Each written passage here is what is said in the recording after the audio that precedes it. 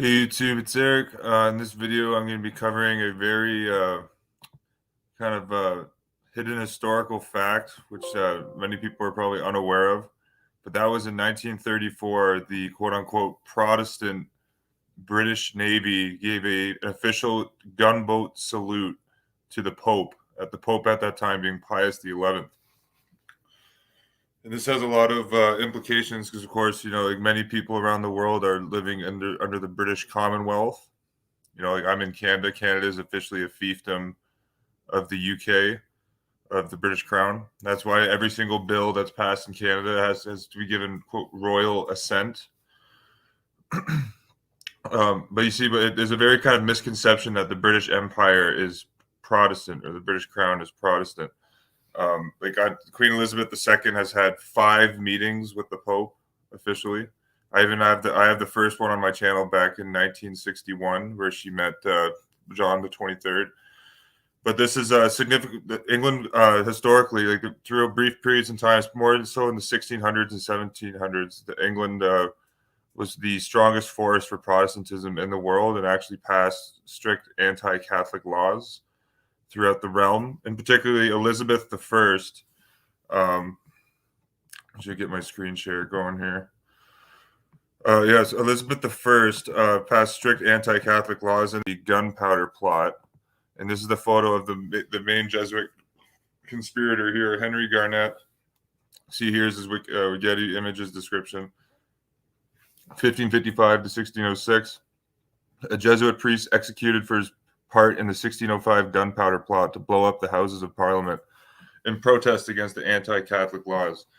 And this is part of the Jesuit mind games and psychological warfare and manipulation, that when people put on the Guy Fawkes mask thinking that they're challenging power, the Guy Fawkes was a Catholic terrorist, part of this plot of Jesuit priest Henry Garnet to blow up the English Parliament because the English Parliament was rebelling against the Catholic Church and passing anti-Catholic laws. Talk about manipulation there. Again, there's all sorts of information about this plot and the Babington plot, and which is another Jesuit plot to assassinate Elizabeth I, in Theodore Greisinger's book, The History of the Jesuits. In particular, a Jesuit priest, Edward Parsons, was openly writing books saying that we need to eliminate Elizabeth from the throne. See here, Robert Parsons, S.J. English Mission. This Jesuit here was also implicated in the treason and the Gunpowder Plot. So the point being that England, at one point in time, was a Protestant kingdom, more so in the 1600s and the 1700s. But even then, in the 1600s, you had, I'll show you through citations throughout this video, King James II was a literal Jesuit priest who ascended the throne of England, who hoarded out the throne to the Catholic Church, and was actually going to consider giving the throne of England to the favorite son of the Jesuits, King Louis XIV of France, the quote Sun King. But then the Glorious Revolution happened, and then the Protestant King William came in, the descendant of William of Orange, William III.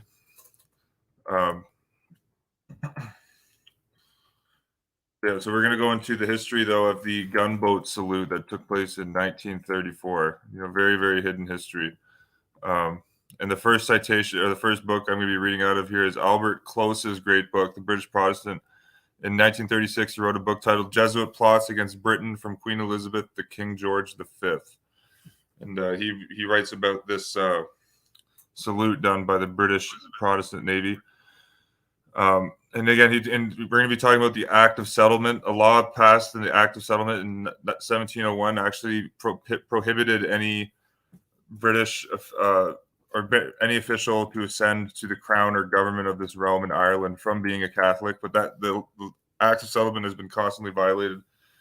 Currently you have a Roman Catholic Prime Minister, Boris Johnson. Supposedly he's Anglican, but he was born Catholic, quote, converted to Anglicanism, married his wife in a Catholic church this year, and then has gone to see the Pope. And actually, very interesting, it was after Boris Johnson, Prime Minister of the UK, went to see Pope Francis that he announced a strict COVID lockdown, being told what to do from his masters. Yeah, oh, your Warhammer, they subdued England with Victoria and George III, absolutely. And actually, and I have the document on my website, and that's why in the official Paris peace treaty between the United States and Britain of 1783, King George III is referred to as the Arch Treasurer of the Holy Roman Empire, or Arch Treasurer of the Roman Empire. But this was so we're going to restart here with Albert Close here, and he starts by quoting a prominent British cardinal, Cardinal Manning, and this is what the Cardinal Manning said in 1859. He said, "England is the head of Protestantism, the center of its movements, and the stronghold of its power. Weakened in England, it is paralyzed everywhere." And you see, Protestantism has been totally conquered in England, and subsequently, it has been conquered worldwide. Even you have a Roman Catholic queen right now, in the quote historically Protestant Netherlands. We continue, and that being Queen Maxima. We continue. Conquered in England, it is conquered throughout the world. Once overthrown here, all else is but a warfare of detail. That's what the British Cardinal Manning said in 1859. So this is now Edward Close says the first step in the surrender, and this is the first step in the surrender being referred to the British Navy giving the Pope a gunboat salute. But this is under the reign here of Edward the Seventh, and he was known as the quote. He's the eldest son of Queen Victoria. He was known as like the uncle of Europe. Like Victoria, Edward was related to practically all of the monarchies. Uh, the British monarch in power, though, when the Navy made the gunboat salute to the Pope in 1934, was George V.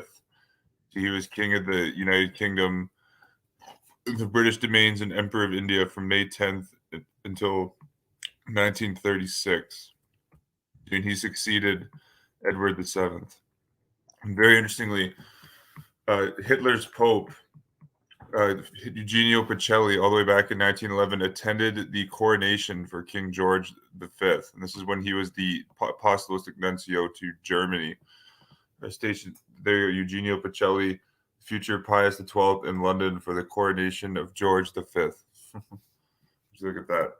Actually, later in this video, I'm going to play a clip shortly after the Nazis were defeated in 1944. The Pope actually greeted the Allied troops in Rome and gave them kind of a blessing right after, backing the Nazi Reich, to the full extent. He, did a switcheroo and then gave his full support to the Allies. It was very interesting that he attended the coronation of King George V, who would then later in 1934 have his British Navy, the quote Protestant British Navy, give a gunboat salute to the Pope.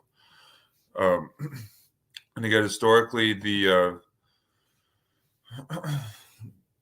Britain has, especially in the 1600s and the 1700s, Britain did challenge a threat to the papacy, and that's why there was the gunpowder plot hashed against King James I. King James I, who succeeded the Protestant Elizabeth, James I upheld the anti-Catholic laws. And then under the realm of Oliver Cromwell, and you see Oliver Cromwell came in after the revolt against Roman Catholic King Charles I. Oliver Cromwell posed a significant threat to the papacy when he was in power. Also, here, if you want another source, this year, Theodore Greisinger's Mysteries of the Vatican, written in 1864, has a lot of good history on the battle for Protestantism, or the Reformation versus the Counter-Reformation in England.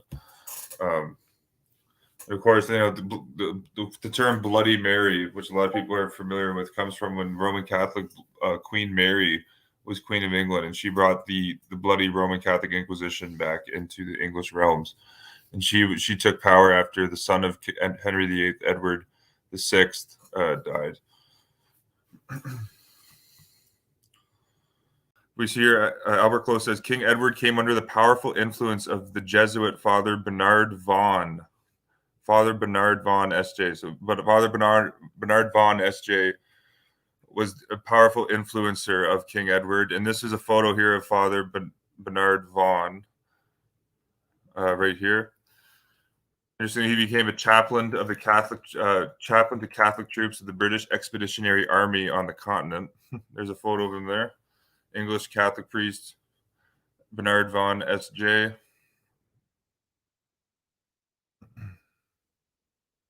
He joined this, is educated by the Jesuits at Stonyhurst, became a member of the Society of Jesus. So he's a chaplain to the British Army. Involved with this Jesuit here is Albert Close cites as being a strong influencer on the British King Edward VII. Right here, King Edward came under the powerful influence of Jesuit Father Bernard Vaughan. He was often in the company with Sir Ernest Cassel, according to the press. The first important surrender during the 20th century of our safeguard set up at the Revolution in 1689 was in 1903 when King Edward broke through the Act of Settlement drawn up on June 6, 1701, and visited Pope Leo XIII at the Vatican. That being King Edward VII visited Pope Leo XIII at the Vatican. The great rights of Act of Settlement, the Act of Rights and Settlement of June 6, 1701, lays it down that, quote, every person who is or shall be reconciled to or shall hold communion with the see or church of Rome or shall profess the popish religion or shall marry a papist shall be excluded and be forever incapable to inherit, possess, or enjoy the crown or government of this realm and Ireland. This was an official British law that was on the books. And you can see this gets violated, constantly. Like I said, the current Queen Elizabeth II has visited. She's had 5 papal visits, for instance, and her nephew or her cousin, the British Andrew Bertie, was the former Grand Master of the Knights of Malta, and he was actually the Grand Master when the Knights of Malta knighted U.S. President Ronald Reagan as a knight on January 13th, 1989, at the Waldorf Astoria Hotel. We see here, so this was the law that was on the books in Britain. I'm just going to repeat that again. Every person who is or shall be reconciled to or shall hold communion with the see or church of Rome or shall profess the popish religion or shall marry a papist shall be excluded and be forever incapable to inherit, possess, or enjoy the crown or government of this realm in Ireland. Albert Close continues, the Act of Settlement was framed as a defensive measure and not out of malice or bigotry. The Protestant religion is based on the teaching of Christ as revealed in the New Testament. The Roman religion is the idolatrous religion of the old pagan priests of Baal and of the pagan Roman Empire, propagated under Christian names and titles. Cardinal Newman admits this. He gives a list of these doctrines and states that they were sanctified by the church in his book, Christian Doctrine, page 349, that being Cardinal Newman. Rome's idolatrous mass is not in the New Testament. The apostles never mentioned it. The old pagan mass was westernized in 492 AD by Gelasius, Bishop of Rome. And we see here, and he says, the Marquis de Azeglio, an Italian statesman, warned the Protestant Earl of Shaftesbury in 1859 as follows, as quote, we have gotten rid of the Jesuits in Italy so far as human power can, but England is swarming with them, and before long you will feel the effects of their presence. That was in the book here, Rome's Tactics by Dean Good. And then before you, so this is the Great Betrayal. This is talking about the Protestant naval gunboat salute. And again, this doesn't get talked about at all. This is like the total, it's just symbolic that Britain is totally subservient to the Vatican, like totally. Like, are you effing kidding me? Albert Close here quotes us a Daily Express article on Mussolini and the Jesuits, and this is about Mussolini's Jesuit confessor, Father Pietro Tacci Venturi. This is just a little interesting excerpt. I'll read this. Again, it's from the Daily Express, February 9th, 1935. Vatican City, Sunday, September 1st, 1935. The Pope may intervene in the dispute between Italy and Abundancia. And again, that's where Italy launched a crusade into Ethiopia and just started, murdering all of the locals there, and conquered their natural resources. And but the Pope, of course, gave it his blessing. It was learned today that he is Mussolini, that he is expected to offer his friendly services toward averting the Pope. Sorry, it was learned today that the Pope, is expected to offer his friendly services towards averting a conflict between the two countries. It is believed that the Pope will offer these services to Signor Mussolini through the Jesuit Father Tacci Venturi, who is often consulted by Mussolini on important matters. And Venturi was Mussolini's confessor. We see here at the Great Betrayal, 1934. Hey, how's it going, everyone?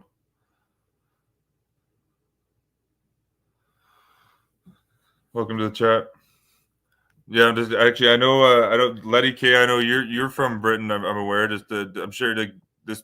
I'm probably correct, but I'm sure this doesn't get talked about much in England. The how the British Navy gave the Pope a gunboat salute in 1934. uh, 1 year after the Pope signed the Concordat with the Nazis, just in 1933. We see here on March 2nd, 1934, the Protestant public were shocked to read the startling announcement in the Roman Catholic Universe magazine that the British government had recognized the Pope as a temporal sovereign. The British government had recognized the Protestant British government, again, quote, Protestant in air quotes, had recognized the Pope as a temporal sovereign and issued an order to the Royal Navy to salute him as a foreign sovereign in direct violation of the statute laws of Great Britain as set forth in the Act of Settlement after the Revolution in 1689 AD. The secrecy in which this order was made proved clearly that those in high places responsible for this order knew quite well that what they were doing, that they were doing something which was highly illegal. They did not even consult first the law officers of the Crown before issuing the order. Furthermore, the news was issued to the Roman Catholic papers first of all. The order was published by His Majesty's Stationery Office on Wednesday, February 28th, and the Universe containing the news was on the sale on Friday morning, March 2nd, but the Times and other papers did not publish it until March 3rd. The Universe, to be ready for distribution on Thursday to newsagents, must have been printed on Monday or Tuesday, February 26th or 27th. He continues here. How did this leading Roman, and this is Albert Close, the Protestant author, he said, how did this leading Roman Catholic journal, that being the Universe, get this official notice from Her Majesty's Stationery Office, His Majesty at the time, King George the Seventh, or Edward the Seventh, stationery office 2 days before it was issued to the British press and public? The Protestant Truth Society called its council together and immediately forwarded the protest on page 22 to every member of Parliament, but there seemed to be clear evidence of a conspiracy of silence on the part of the government and the government departments. Sir Ernest Benn, the well-known London publisher, addressing members of the Manchester Publicity Association on November 1st, said, quote, "We rather pity the Germans and Russians kept in ignorance of facts of the world, except in so far that their government permitted them to know them, but was not this country going the same way. We boasted that we had free speech, a free press, and no censorship. We had 80 government departments with 80 press officers issuing a day by day a veritable flood of official dope. And we lapped it up as facts and knowledge, very different from the independent spirit of journalism we knew a few years ago." And that was from the Times. Back to Albert Close. Undoubtedly, these government press officials, at the bidding of their superiors, gave the Press Association, the newspapers, and the cable services secret instructions to say nothing about this great betrayal. Again, that is the Protestant Navy giving a gunboat salute to the Pope. A gunboat salute. Like, I'm just looking for my drink here. There we go.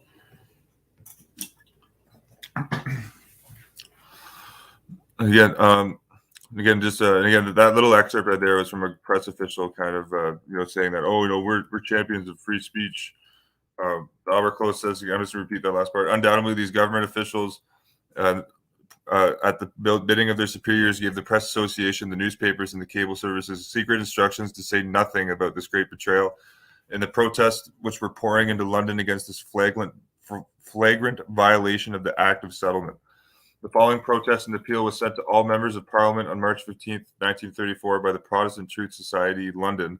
This protest was completely suppressed by the Press Association and the BBC, whereas the BBC is totally Jesuit-controlled. To this day, you see, as back in 1934, it was totally Jesuit-controlled. The BBC was covering up the fact that the British Navy gave a gunboat salute to the Pope.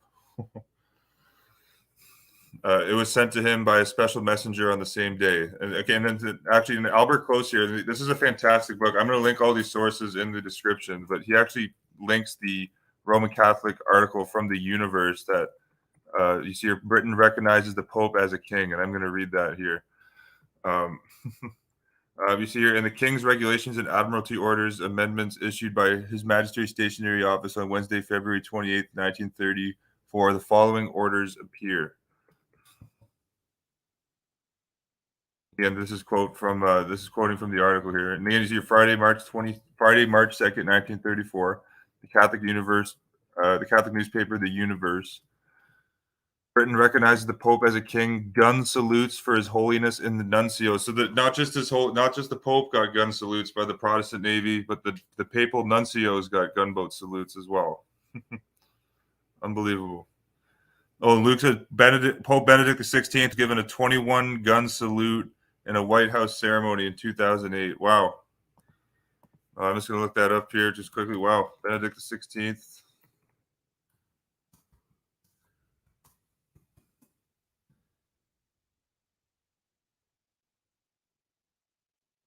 Might have to dig deeper to find that just from typing it on JSugle. Pope Benedict XVI, 21 gun salute in a White House ceremony in 2008. Oh, fascinating. And this is a speech he gave here in Washington. It looks like.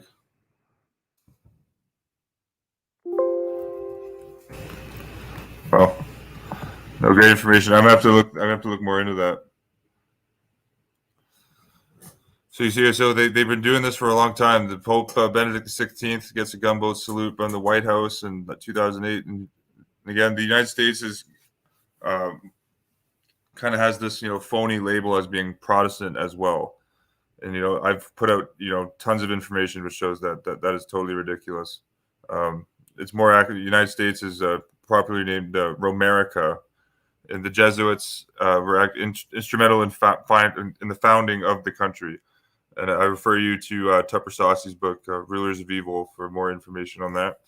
We see here Britain recognizes the Pope as a king. Gun salutes for His Holiness and nuncios. And this is from the Catholic Universe article. I'm just going to read this here.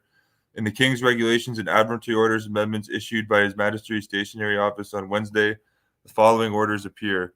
Quote, ecclesiastical authorities who have no diplomatic status are not entitled to salute. The Pope is to be regarded as a foreign sovereign. And this is the quote. Again, I'm just saying this is the Protestant British Navy saying this. The Pope is to be regarded as a sovereign and is to be saluted in accordance with Article 43. Nuncios and internuncios, who are diplomatic agents of the Pope and rank as ambassadors and ministers respectively, are entitled to gun salutes on the scale and on the occasions laid down in Article 63. So the papal nuncios are entitled to gunboat salutes. Unbelievable. And again, because the Vatican is a country as well being as a religion. So a papal nuncio is essentially an ambassador of the Vatican, and they have nuncio stationed probably over like 130 countries. Legates may or may not be diplomatic agents, and instruction as to their relative status should be attained as may be necessary. Those possessing diplomatic status are entitled to the salute appropriate to their diplomatic rank. Representatives of the Pope may be given such remarks as of respect as their position as distinguished personages may not appear. Let me repeat that again. Representatives of the Pope may be given such marks of respect as their position as distinguished personages may appear to demand. They are not entitled to military honors. Okay, so they're saying that, so like the Pope's posse, so they're not doing gunboat salutes to the Pope's, posse, just the nuncios and the Pope himself, which is, still, incredible treason. It shows that, again, the Protestant British Empire is a total fiefdom of Rome. And it has been for, if you look at the historically at King John, when King John was king back in the 1200s, he actually surrendered the crown of England to the Pope. And here's actually a photo here from Alami. It's described as King John offers his crown, symbolic of the kingdom of Britain, to the papal legate. He receives it back as a papal fief, promising to pay tribute. And this is when Pope Innocent III. Pope Innocent III is in the U.S. Congress building, on the wall as a plaque. You see there, and you can get information on this history in Peter J. Doiswick's book here, Romans, Customs, and Practices. The ex-Roman Catholic priest Peter J. Doiswick. Actually, I drove all the way to Philadelphia, Pennsylvania, to get the collection of his books, just because there weren't in any libraries in Canada. And I found his first book, Catholic Victory, in 1960, a full book in a declassified CIA file. it was in a letter given to Alan Dulles, where the guy who sent Alan Dulles the letter was saying, what are we going to do about this book? We have to suppress it. I was very intrigued to get all the rest of Peter J. Doiswick's books. We see here that in 1209, Pope Innocent III excommunicated King John of England, and in 1212, the Pope declared the English king deposed and asked King Philip of France to invade the British Isles, unless the king surrendered his kingdom to Rome and agreed to govern it as a papal fief. On May 5th, 1213, King John signed the British Empire over to the Pope of Rome. Again, and so when Queen Elizabeth was in power, these were reversed when the Protestant monarchs got in power. They reversed these prior laws from King John here, where King John gave over the entire British Empire to the Pope. But this was what was decreed here. So, John, by the grace of God, King of England, Lord of Ireland, we offer and freely grant to our Lord Pope Innocent, and to his Catholic successors, the whole kingdom of England and the whole realm of Ireland, holding these lands as a feudal subject, and we swear fealty to them for our above-mentioned Lord, Pope Innocent. Moreover, in proof of our perpetual obligation and grant, we will establish, excluding in all respects the Peter's pence, that the Roman Church shall receive annually 1,000 marks sterling. So this is where the Peter's pence originates from. It was a tax that the papacy levied on the British crown. You see, Pope Innocent III also forced King John to sign the oath of fealty. Quote, I, John, by grace of God, King of England and Lord of Ireland, from this hour forward will be faithful to the Roman Church and to my Lord, Pope Innocent, and to his successors. So help me God in these holy Gospels, May 5th in the 14th year of our reign. And then Doiswick continues here. Thus, thus before Little Ireland was completely subdued to England, the British Empire lost itself of independence, as is the fate of all who get entangled with papal politics. The Pope had first supported the British barons against the king, but as soon as the king was subdued, he turned against the barons and condemned their Magna Carta. Because of the Peter's pence imposed on the British Church, a feudal or papal tax was exacted from the British government.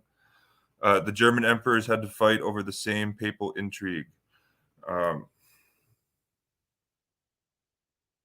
This is actually very interesting here. This is a quote from Emperor Frederick II. This is what he warned British King Henry in later in the century. King Henry died in 1272. This is what Frederick II warned him. He said, quote, take warning by the past. Did not Innocent III stir up the English barons against King John as being the foe of the church? As soon as the king had crouched like a coward and handed over his realm to the Pope. Let me just repeat that again. So this is a fascinating. This is from Emperor Frederick II. This is what he said to British King Henry III. He said, take warning by the past. Did not Innocent III stir up the English barons against King John as being the foe of the church? As soon as the king had crouched like a coward and handed over his realm to Rome, the Pope, who only hungered for the fat of the land, gave the barons up to misery and death. Unite yourselves then and overturn this unheard of tyranny, this danger common to us all. That's from the official government documents of Frederick II. And actually, this is very interesting because this is the same Pope that's actually in the U.S. House of Representatives. Your Pope Gregory IX. It's Gregory IX and Innocent III who are in the House chamber in plaque form. So your Pope Gregory IX tried to subdue the German emperor by excommunications and by refusing to crown him. Besides Peter's pence and papal taxes, this Pope collected fortunes by selling indulgences and dispensation. Emperor Frederick II in 1239 described, quote, the vicar of Christ as a person who, quote, who sits in his court like a merchant, weighing out dispensations for gold, himself signing, writing the bulls, perhaps counting the money, end quote.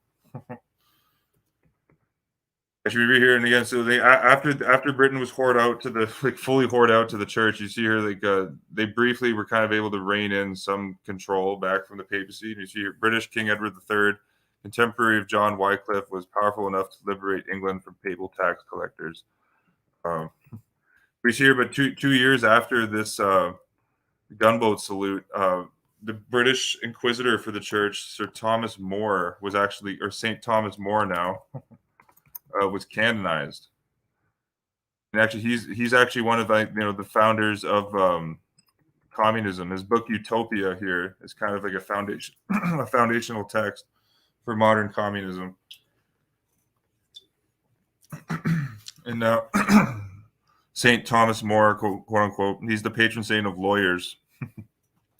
His grandson became the head of the Jesuits in England, Henry More, S.J. So that's just, on top of the gunboat salute, Thomas More's canonization in 1936 is very symbolic of Catholic Church, taking full control of England.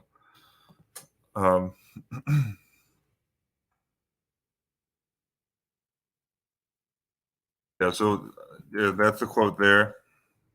You see here, Britain recognized the Pope as a king. I got this also quoted some other places. This is from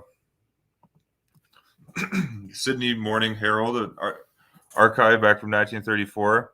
So they're actually covering here how Protestants were, kind of hopelessly or helplessly protesting against this. So here's salute to the Pope, new naval order. The British Navy order recognizing the Pope's temporal sovereignty was attacked at the Free Church of Scotland Assembly in Edinburgh, recently states the London News Chronicle. One minister said that if the Admiralty order requiring warships to salute the Pope or his representatives was retained, the Navy reservists from his district would mutiny. So I'm saying that they would resign. I would assume. The Assembly unanimously approved a resolution declaring that the order was a breach of the Constitution and an insult to the Protestants serving in the forces. I would say so. Repeat again. The Assembly unanimously approved a resolution declaring that the order was a breach of the Constitution and an insult to the Protestants serving in the forces.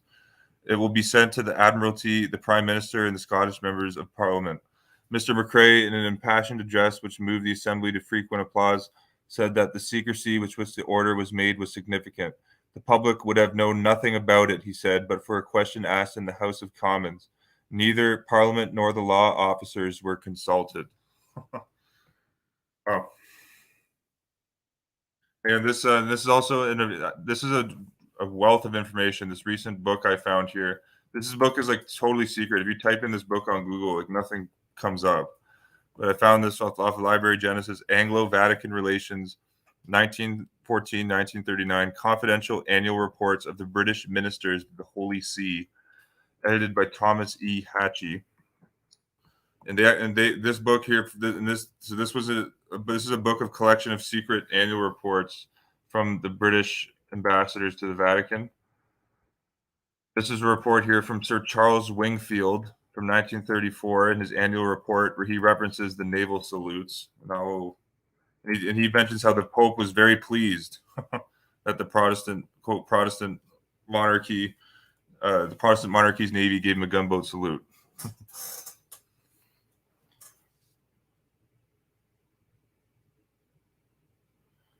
Oh, and Luke says Pope Francis got a 21 gun salute when he came in 2015. Wow. No, I'm gonna have to look into those U.S. Navy gunboat salutes. That's fascinating. Well, that would make sense. I recently put up an article up on my blog where I show a Life magazine article where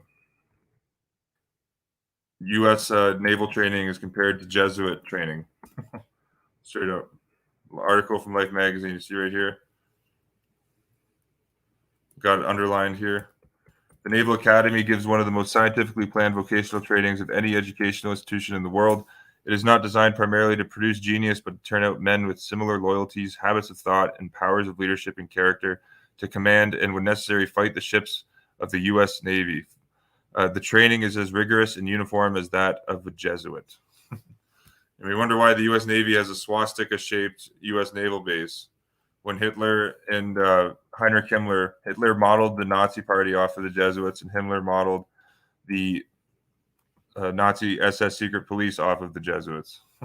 And that's admitted by none other than Nazi intelligence officer Walter Schellenberg. And I got that all cited here.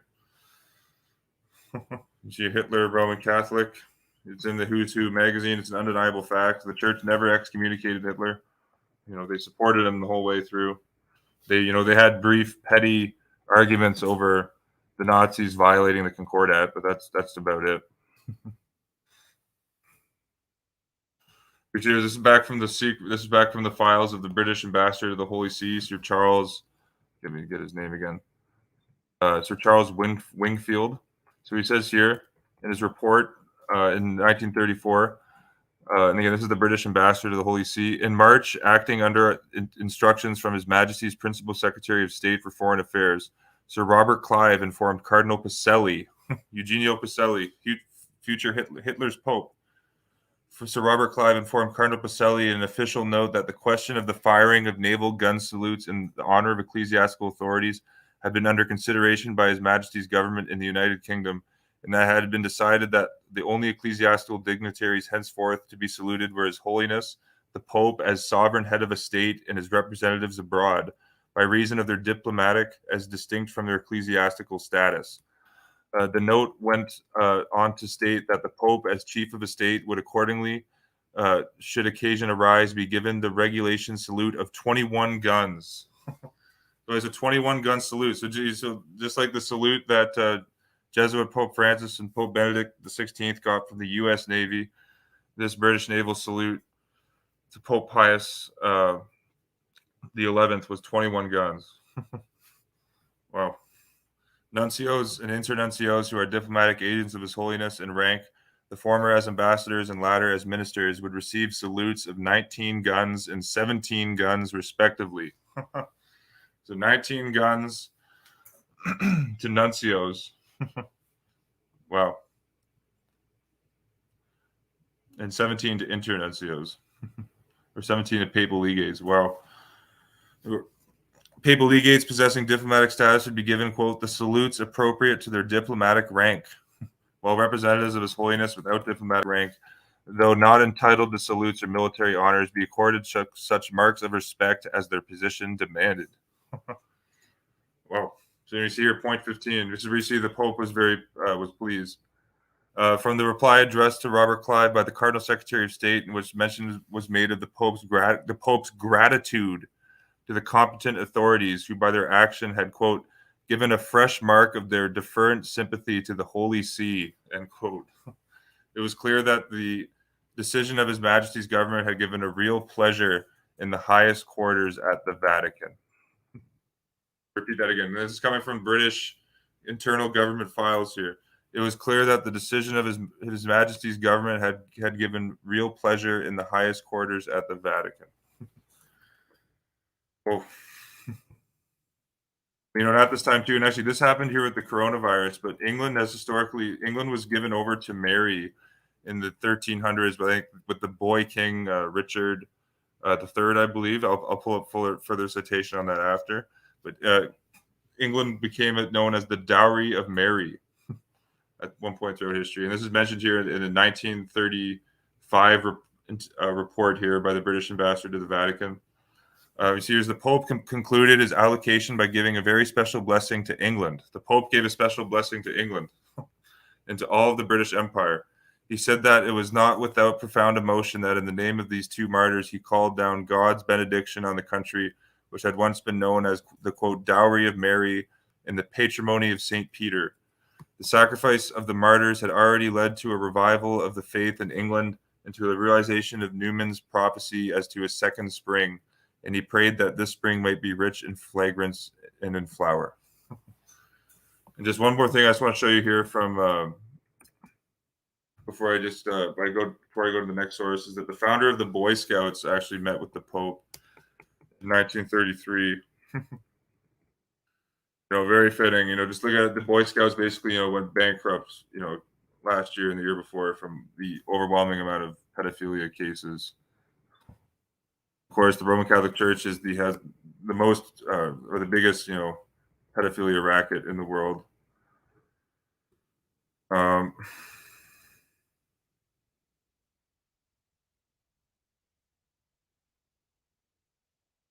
think, sorry, this was the next year's report, 1933. Yeah, 1933. I think it was bullet 5.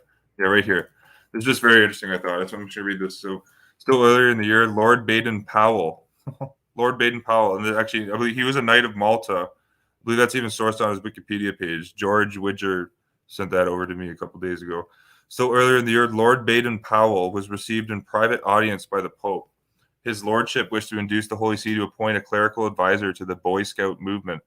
At the audience, the Pope warmly welcomed Lord Baden-Powell as a man of whom he had heard so much. His Holiness, while praising the Boy Scout movement as a magnificent work, they do magnificent work. They sexually abuse little boys routinely. Great job, Boy Scouts, says the Pope. While praising the Boy Scout movement as magnificent work, which had his fullest approval, Pope Pius XI gave the Boy Scouts its fullest approval. He declined, however, to appoint a clerical advisor to the movement.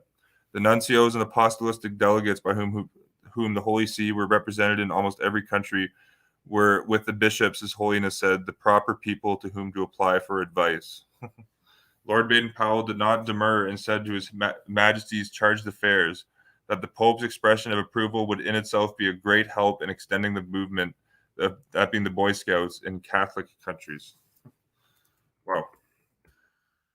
And from this book here, and this was like from, again, secret kind of British intelligence reports. I found here that the ITT, the International Telephone and Telegraph Corporation, which was heavily involved with the Nazis, and also they're involved in the coup in Chile in 1973 to bring Knight of Malta dictator Augusto Pinochet to power.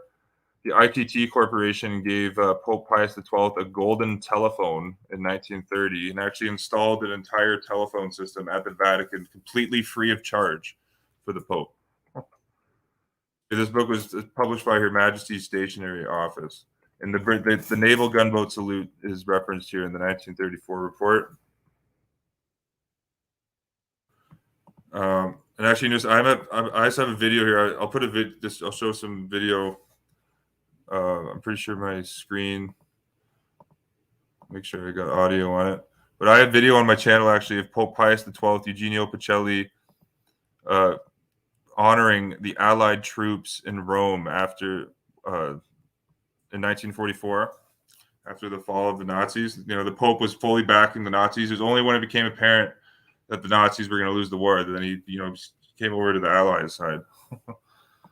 Clever politician, Pope Pius is. Here, Pope in this broadcast, though, he honors he mentions the British Sir Thomas More and Thomas Becket, who were canonized. Pope Pius gives audience to Allied soldiers for the first time since the war. And this is just amazing, and this is right after he's backed Adolf Hitler, unbelievable. The Allies had just fought a war against the Nazis, and here's the guy who was supporting the Nazis and now supporting them. Began. The Pontiff already had given thanks that Rome had been spared the ravages of battle. And here he meets... And Dwight Eisenhower, President Eisenhower's memoirs, Crusade into Europe. Crusade into Europe. Who does the Crusades? Eisenhower said that it was the U.S. military's top priority to protect the Vatican during World War II. Eisenhower's own words in his book. Meet some 4,000 fighters who freed the Italian capital from Nazi tyranny. The same Nazi tyranny which this Pope Pius XII had supported. His Holiness was carried to the throne, giving the troops his blessing as he passed. It was an event such as Rome had never before. Again, these are primarily British and American troops here. Witnessed. Linguist and obviously Canadian troops, Australian troops, etc. Traveler, Pius spoke to the troops in English. It is a real joy for us to welcome you all here. Well, actually, Pedro, and the cornerstone for Pentagon laid on September 11th. And I'm going to finish this clip here by Pius the 11th. But there's a Knight of Malta and a Jesuit-trained Jesuit-trained architect, John McShane, who designed the Pentagon building. I document that all right here. This article titled "Knight of Malta, Jesuit-trained John McShane designed the Pentagon building, U.S. military headquarters." Because the U.S. military is the sword arm of the Roman Catholic Church. This year, the British military also. That's why they're doing the crusade into Iraq. It was primarily the U.S. and Britain. Roman Catholic Tony Blair brought the U.K. into the crusade into Iraq and Afghanistan. Of course he did, committing treason. Of course, George W. Bush, the quote Protestant president said he saw God in the eyes of Pope Benedict XVI.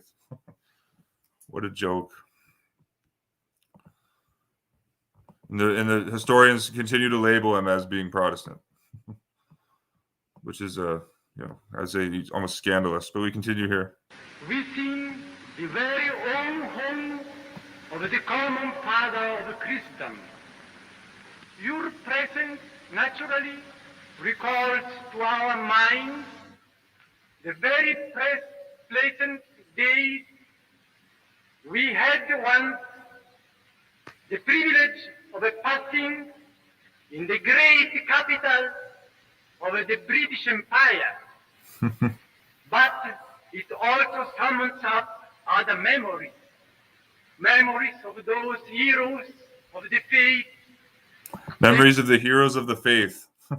This is where he brings up the Inquisitor Sir Thomas More, now a saint. And again, he was made a saint at the height of fascism in Europe in 1936.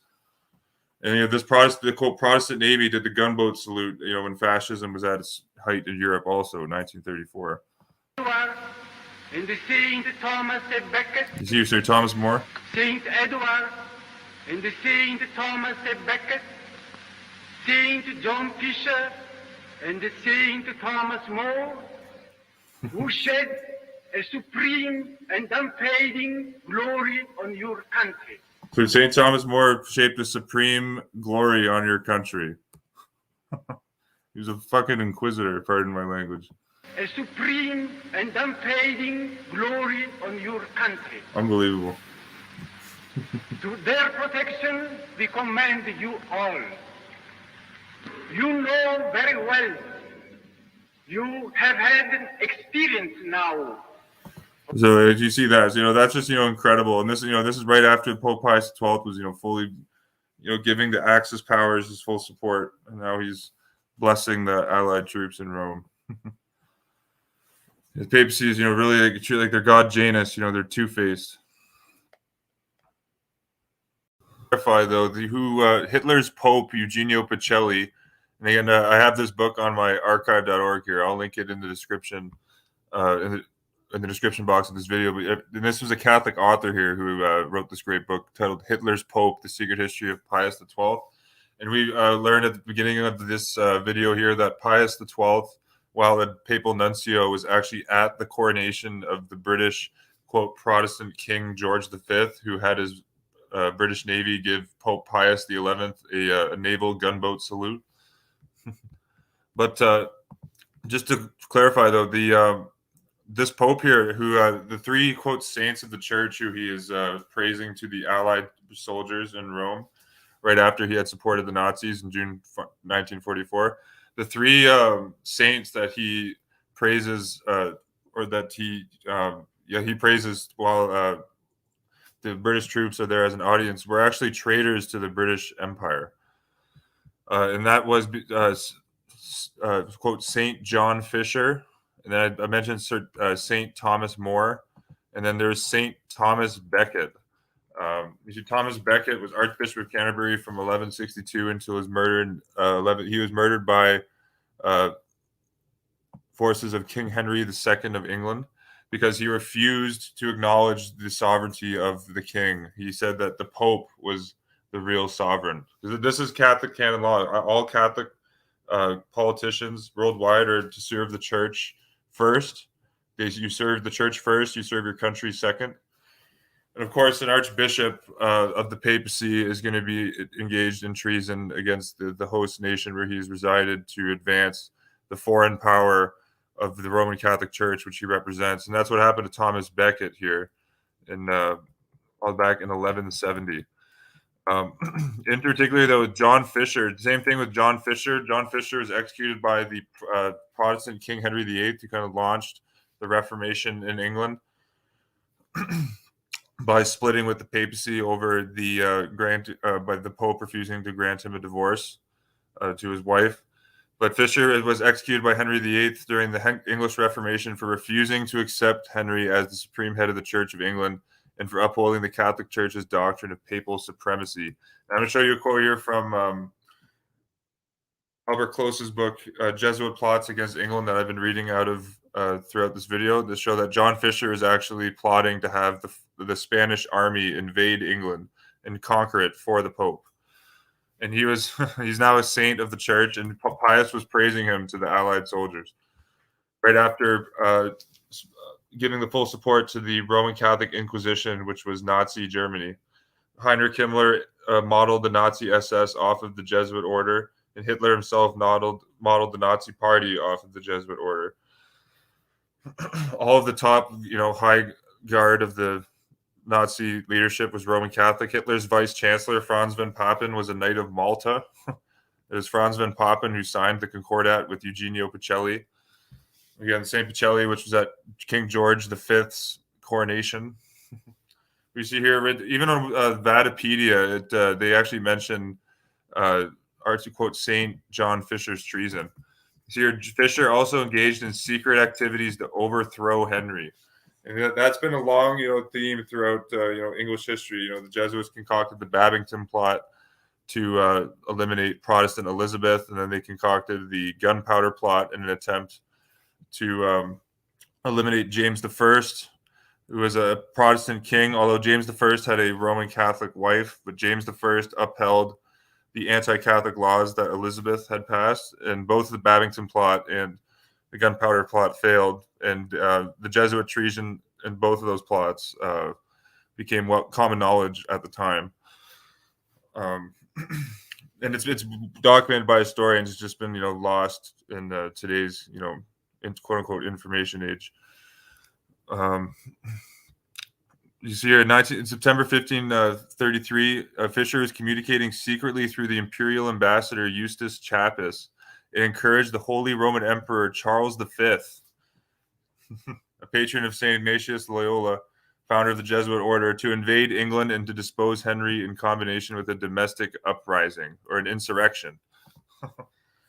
So this is why Archbishop John Fisher is executed. He was, a true insurrectionist, not like the fake January 6th insurrection that we've seen recently, but a real, genuine insurrection. He was trying to overthrow the Reformation in England, and that's why he was eliminated by Protestant Henry VIII. But it's just interesting that these are the men that Pius was praising to the Allied troops, and we just see that here.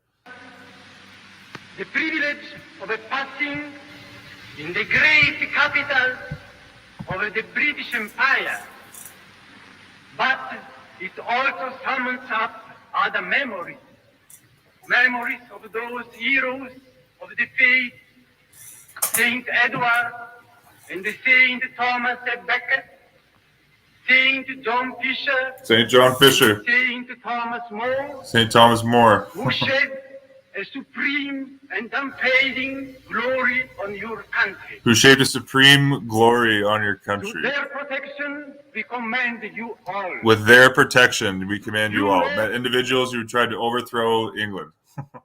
With their protection, we let me get these exact words. Their protection, we command you all. With their protection, we command you all, says Hitler's Pope Pius XII. And then here's the quote from Albert Close's book. Here he talks about the canonization of More and Fisher, History Suppressed. And the official canonization of More took place in 1936. We read here, during 1934, Rome filled up the columns of the British press with articles on the proposed superstitious and pagan act of canonization of Sir Thomas More and Bishop John Fisher, Bishop of Rochester, both of who were beheaded in 1535 in the reign of Henry VIII for denying the king's supremacy. Parliament had passed an act abrogating the papal supremacy in England and recognizing that only of the king. Yeah, so they committed treason at the time, and that's why they were executed. But we continue to read and again, they're abiding by Catholic canon law, which declares that the Pope is the Pope in this Bull Unum Sanctum says, for salvation's sake, all human beings must be subject to the Pope. That's paraphrased, but you could read the Bull Unum Sanctum. The Pope declares that the whole world is his fiefdom, and England, of course, would fall into that. But to read the Times, the Daily Telegraph, and other leading British papers on More and Fisher, one would have thought that these great papers were being edited by Roman Catholic priests who had just stepped out of the Dark Ages. Little doubt that the Roman Catholic and Anglo-Romanist sub-editors were behind this disgraceful, superstitious propaganda, and probably a plentiful supply of Vatican gold out of Mussolini's $19,200,000 gift to the Pope in 1929. That's, of course, when the Lateran Treaty was signed, officially creating the modern Vatican city nation state. We continue. Replies, before that it was the Papal States, but replies refuting these articles were almost always suppressed by these editors and sub-editors who must have been either Roman Catholics or Anglo-Romanists. Every great daily journal suppressed the true state paper history of these two men. But we continue here. This is a photostat of printed papers of the dispatches of Spanish envoy Chapras at the court of Henry VIII to his master, the Emperor Charles V, at Vienna, dated September 27th, 1533, and October 10th, 1533. In the dispatch of September 27th, Chapras informs Charles V, Holy Roman Emperor, that the good Bishop of Rochester Fisher had sent to notify him that the arms of the Pope against Henry VIII and his ministers are futile, and that, quote, Your Majesty must set your hand to it, in which you will do a work as agreeable to God as going against the Turk. Let me read it. In a letter dated October 10th, 1533, Chapras again writes to Charles V. The good and holy Bishop of Rochester would like you to take active measures immediately, as I wrote in my last, which advice he has sent to me again lately to repeat.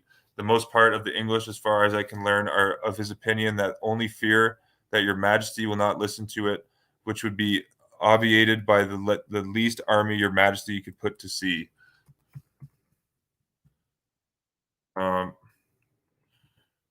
These dispatches were compiled from the copies in the Vienna archives by Dr. James Gardner, Assistant Keeper of Public Records Office in London, and printed by His Majesty's government. The Spanish copies are in the calendar of the Spanish State Papers, Volume 4, 1531-33, edited by Don Pascal de Gallanos. Professor A.F. Pollard, late of London University, and Dr. G.G. Goulton of Cambridge both state in their published works that Bishop John Fisher was a traitor, urging the Spanish emperor to invade England 2 years before his execution in 1535. So I'm going to finish it off there. But you see, the point being that, these were traitors to Britain that Pope Pius XII, Hitler's Pope, is praising to British soldiers in Rome after they just had defeated the Nazis, which, again, the Pope had supported. And I'll link this article here. And you see Thomas More. I mentioned he was Inquisitor. This is a great article here. Thomas More, Inquisitor, Torturer, Killer, and Saint. Again, More was beheaded for refusing to acknowledge the authority of King Henry VIII, which was the law in England. They outlawed popery at that time. And he being a devout Roman Catholic, Sir Thomas More refused to acknowledge the authority of Henry VIII, and he said that the Pope is the supreme ruler in England. But you see here that but in the mid 1520s, so this was before the split from Rome under Henry VIII. The heretic hunter of the mid 1520s, who personally, this is quotes from a historian James Wood, but he just said that Thomas More was a heretic hunter of the mid 1520s who personally broke into Lutherans' homes and sent men to the stake, and who would punish religious dissent not only with displeasant words but with state violence.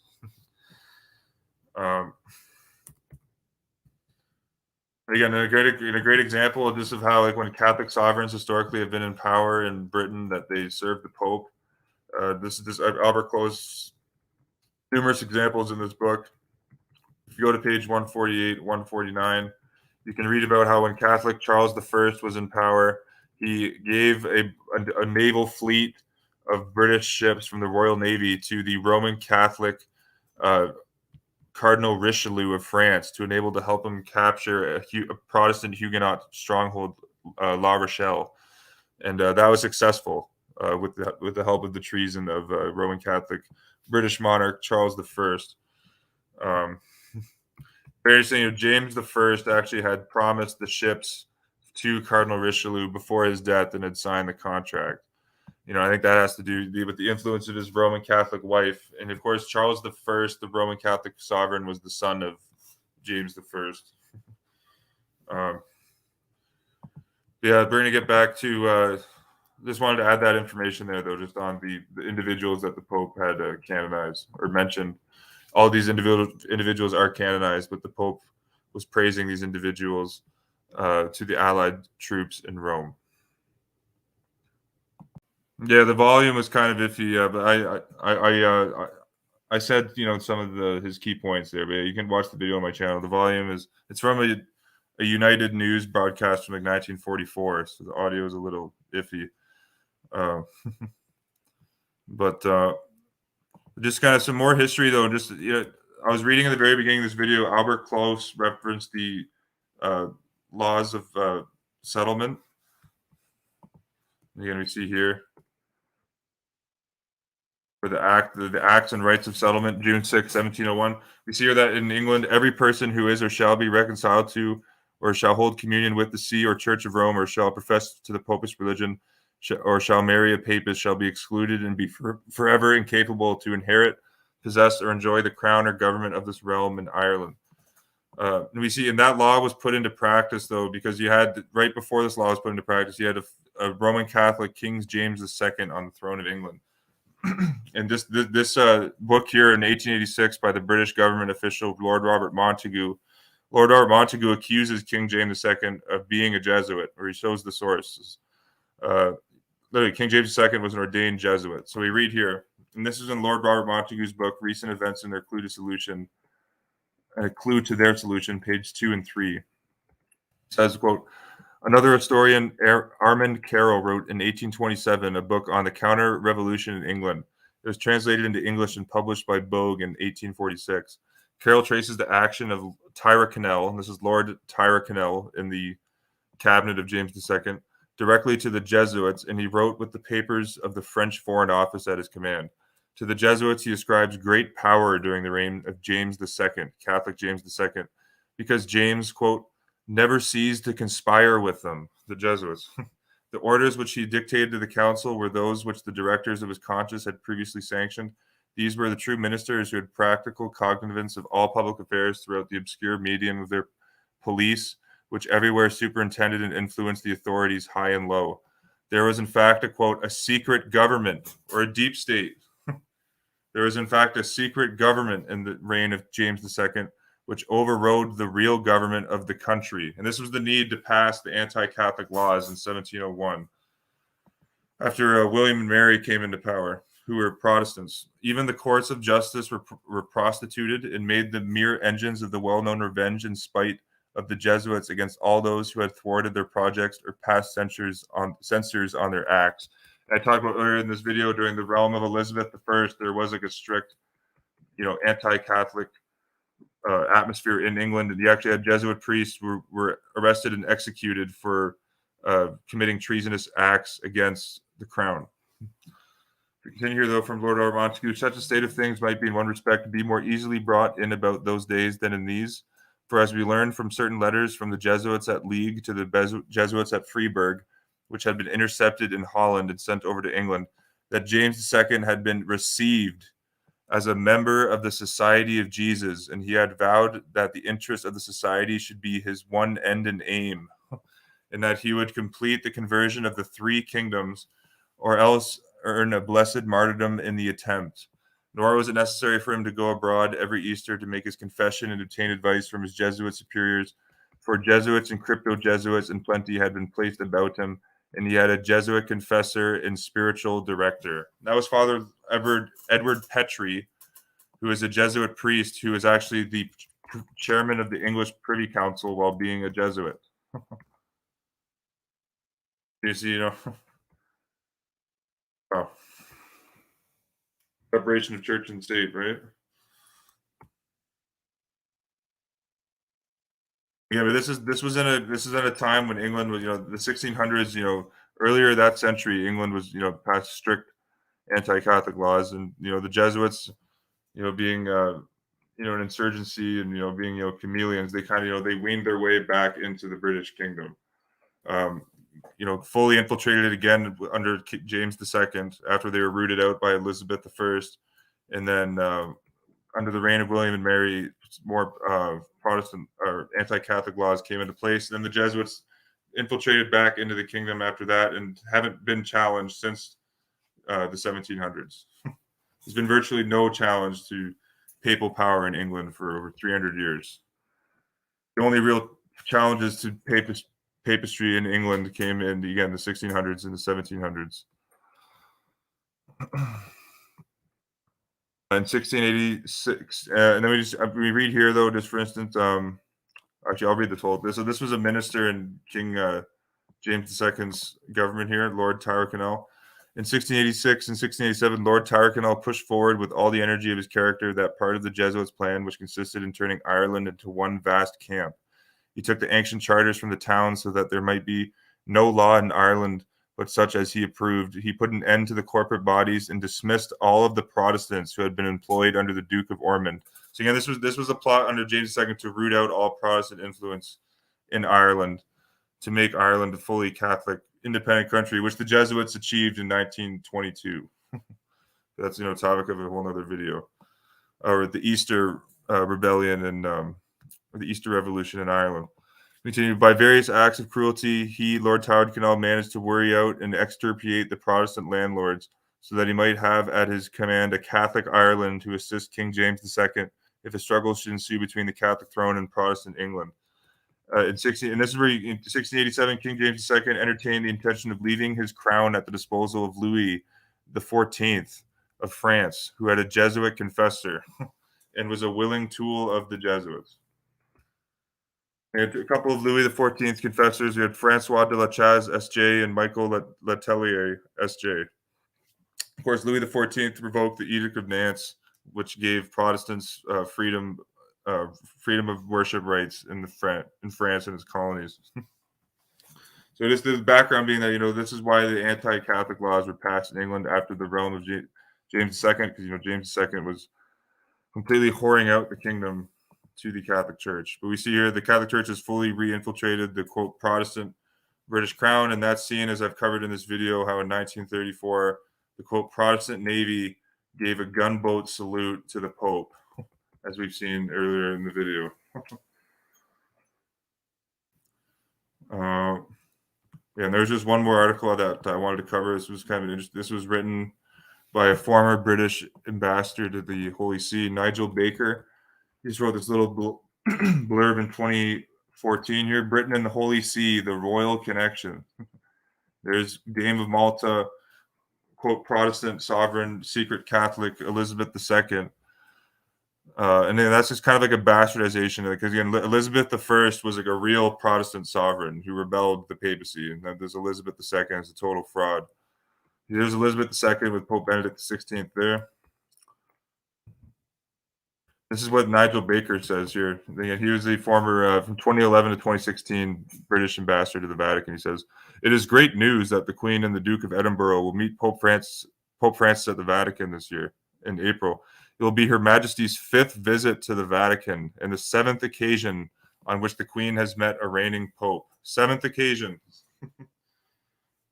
Her Majesty, of course, met Popes John Paul II and Benedict XVI in 1982 and 2010 during their respective visits to the United Kingdom. Her own visits to Rome led to audiences at the Vatican with Pope Pius XII in 1951, when the Queen was still Princess Elizabeth, Pope John the 23rd in 1961. And actually, I have that video on my channel. I'll just show you that here.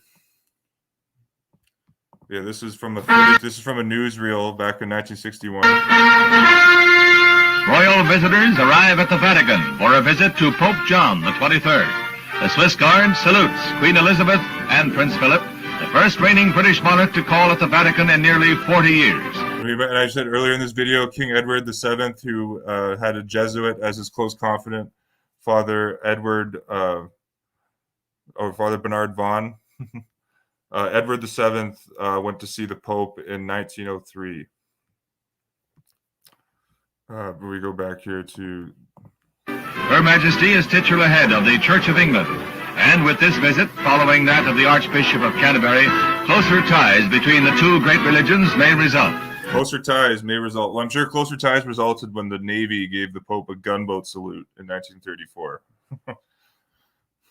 The Queen wears the customary black gown and veil with tiara, And after the Pope greets members of the royal party, he confers privately with the Queen for a half an hour. The Pope does declare publicly that relations between Britain and the Vatican have never been stronger. They've never been stronger.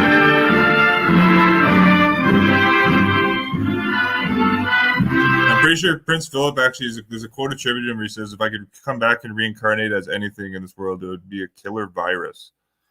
Pretty sure that's a quote actually attributed to Philip. And there he is meeting the Pope back in 1961 with Queen Elizabeth. Wow. Well, of course, too, here's the article. This is what I mentioned this earlier. And this how England historically was known as the Dowry of Mary. But just in 2020, England was reconsecrated to the Dowry of Mary during the coronavirus pandemic. As we know, the Jesuit concocted pandemic of COVID-19. I have the video of Jesuit Pope Arturo Sosa on my channel saying that COVID-19 is not an accident. I'll just play that little clip here. If you haven't seen this, everyone should watch this.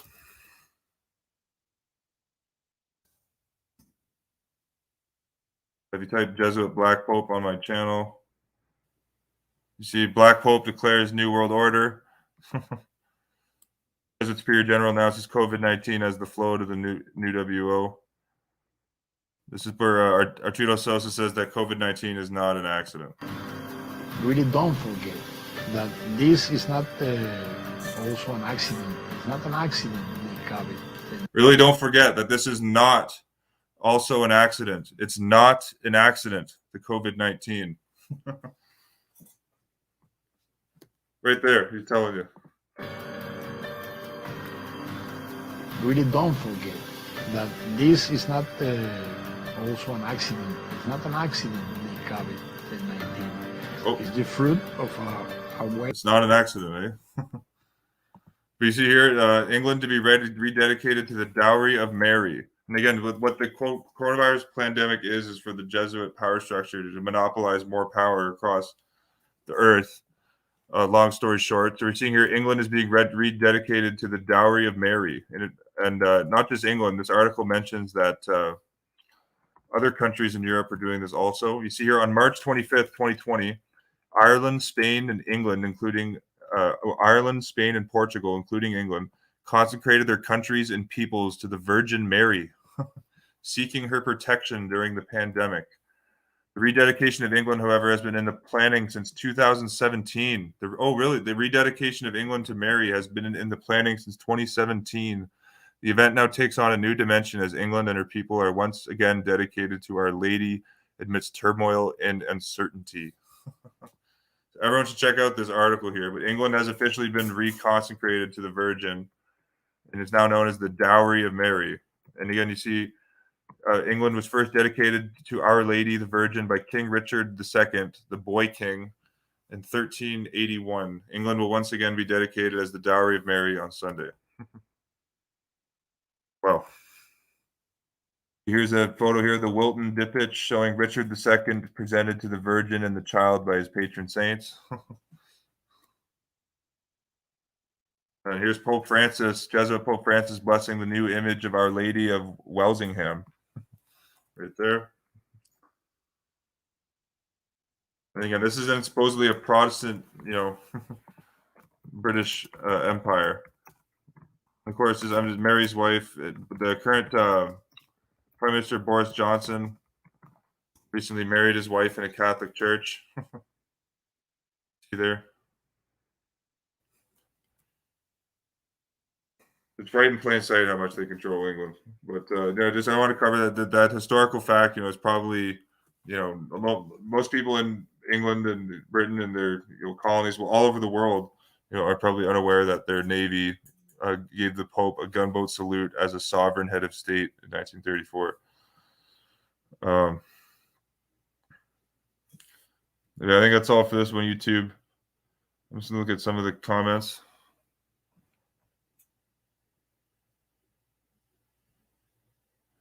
Well, absolutely, yeah, absolutely, Peter. And actually, they did that in the American colonies for a bit too. It was actually, and very interestingly, it was George Washington who ordered that the Continental Army stop doing this. But the Continental Army also used to burn images of the Pope on November the 5th in effigy to remember the failed Jesuit Roman Catholic plot to burn down the British Parliament under the reign of Elizabeth, and that being the gunpowder plot.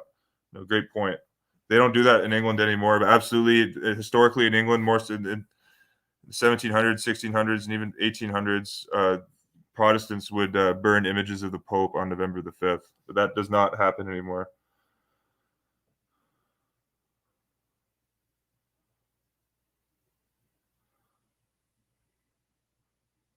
Yeah, I think that's all for this one, YouTube. Thanks for tuning in, and I'll catch you on the next video.